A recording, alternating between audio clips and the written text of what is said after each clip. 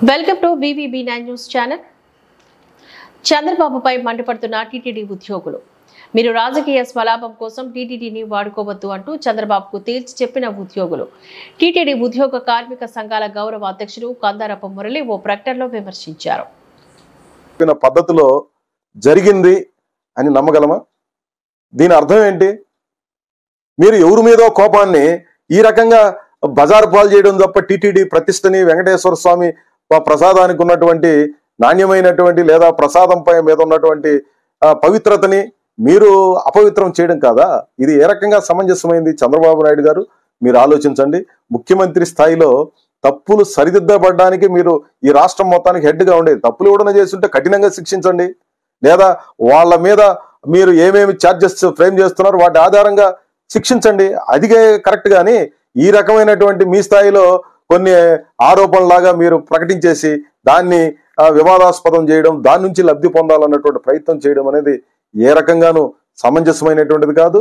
భక్తుల మనోభావాలను దృష్టిలో పెట్టుకోండి. ఉద్యోగాల్ని అవమానపరిచే రీతిలో మీరు వ్యాఖ్యానాలు చేయబాకండి అని చెప్పి నేను విజ్ఞప్తి చేస్తున్నాను. మీరు ఎవరి మీదో కోపంతో ఈ రకంగా చేయడం అని అంటే ఉన్న ఇంటికి నిప్పును తగలబెట్టుకున్నట్టుగా అవుతుంది. అదేదో ఎలుకను పట్టకపోయి చూరు తగలబెట్టారని చెప్పే సామెత ఉంది. మీరు ఎవరినో పట్టుకోవాలని చెప్పే పేరుతో టీటీడీ ప్రతిష్టని బజారు పాలు చేయడం, లేదంటే భక్తుల మనోభావాలతో చెలగాటమాడడం అనేది సమంజసమైనటువంటిది కాదు. ఒక సుదీర్ఘకాలం ముఖ్యమంత్రిగా పనిచేసినటువంటి చంద్రబాబు నాయుడు గారు, లేదంటే చంద్రబాబు నాయుడు గారు ఈ జిల్లాలో పుట్టారు, చంద్రగిరిలో. ఇక్కడ పుట్టి ఇక్కడ పెరిగి తిరుపతిలో చదువుకొని, తిరుపతిలో అన్ని రకాలుగా రాజకీయాలు నేర్చుకొని ఈరోజు ఈ ఉన్నత స్థానంలో ఉన్నారంటే మొదట బేస్ తిరుపతి. అట్లాంటి తిరుపతి మీద భాండాలు వేయడం, లేదంటే ఈ రకమైనటువంటి వ్యాఖ్యానాలు చేయడం ఏ రకంగా సమంజసమైనటువంటిది? ఎవరైనా మాకేమి పలానోళ్ళని రక్షించాలా, పలానోళ్ళని వ్యతిరేకించాలన్నటువంటి అజెండా మాకేమి లేదు. టీటీడీలో జరుగుతున్నటువంటి వాటి మీద అనవసరమైనటువంటి తప్పుడు వ్యాఖ్యానాలు, లేదంటే తప్పుడు ప్రచారాలు చేయడం వల్ల చిట్ట చివరికి ఎవరికి నష్టం జరుగుతుంది?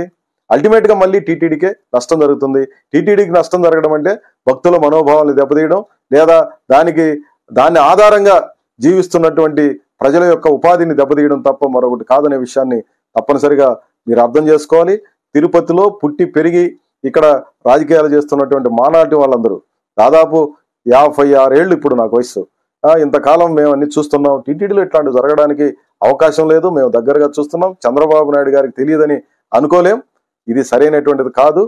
మరొక్కసారి చంద్రబాబు నాయుడు గారు రివీల్ చేసుకోవాలి. ఇట్లాంటి ఆరోపణలు ఏ రకంగానూ సమంజసం కాదు. దాని మీద ఉపసంహరించుకొని ఇట్లాంటి వ్యాఖ్యానాలు భక్తుల మనోభావాలు లేదా ఉద్యోగులకి హర్ట్ చేసేటట్టుగా వ్యాఖ్యానాలు వద్దు అని చెప్పి నేను చంద్రబాబు నాయుడు గారికి సూచన చేయదలుచుకున్నాను. సెలవు. నమస్కారం.